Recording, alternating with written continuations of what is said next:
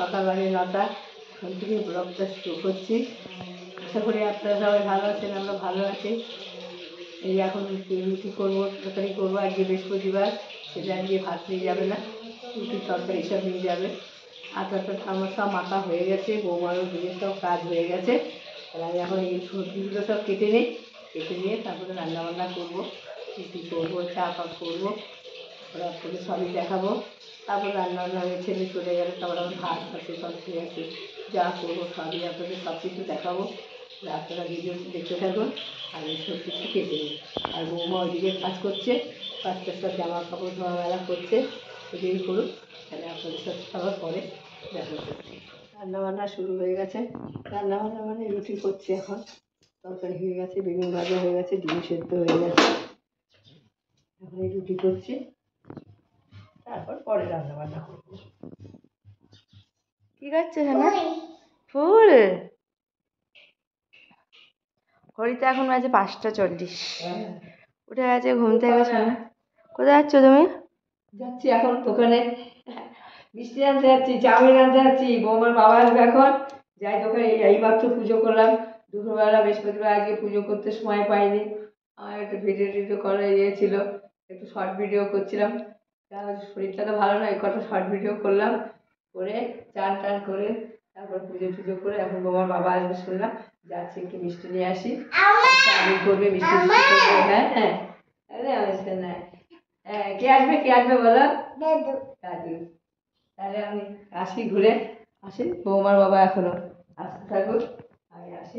পুজো আসতে আমার সব হয়ে গেছে, এবার যাচ্ছি একটু ঘুরে আসি। হ্যাঁ, আমি দোকানে যাচ্ছি, বৃষ্টি আনছি। বৃষ্টি আসবে না, চাউমিন নিয়ে আসি।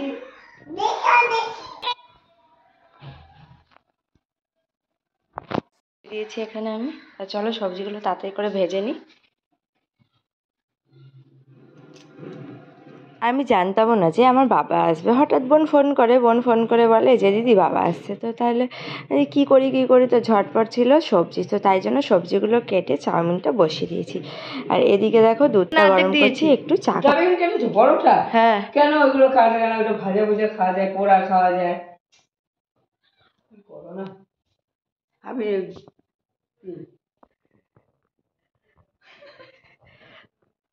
তাই তো বড় বেগুনটা কেটে ফেললো, কি অবস্থা! কেন ওটা পোকা বেগুনটা? এখানে ভাত হচ্ছে, 10:30 বাজে, গলায় আটকে যাচ্ছে। তাও একটু হয়েছে, তাও তো গলাটা একটু ছেড়েছে তো। থেকে থেকে একদম বন্ধ হয়ে যাচ্ছে। যা হোক, আর কি করবে, এরকম করে ভিডিওটা করি, আপনারা এইভাবেই দেখতে থাকে। হ্যাঁ, গলাটা ঠিক না হলে আর ঠিক কথা বলতে পারছি না। যাই হোক, বৌমা ভাত বসিয়ে দিয়েছি, বেগুন সেদ্ধ। আর কি আছে? আর কিছু না, সকালে পুঁইশাক করেছি। কিছুই মুখে ভালো লাগছে না খেতে। কালকে এঁচড় ছিল, সেটাও দিয়ে জল জল লাগছে, একদম বাজে লাগছে খেতে। এবং অত বললাম একটু বেগুন সেদ্ধ দিতে, পেঁয়াজ টিয়াজ দিয়ে মেখে দিতে। তো আমি এখন ভাত বসিয়ে দিয়েছি, আর কিছু করবো না। আজ কোনো রুটি ফুটি করা হয়নি, কারণ সকালবেলা ছিল সব কিছু। আর সোনাকে ওই দুধ রুটি খাইয়ে দেবো, হয়ে যাবে। চলো ভাতটা করে নিই। রুটি কেমন করে?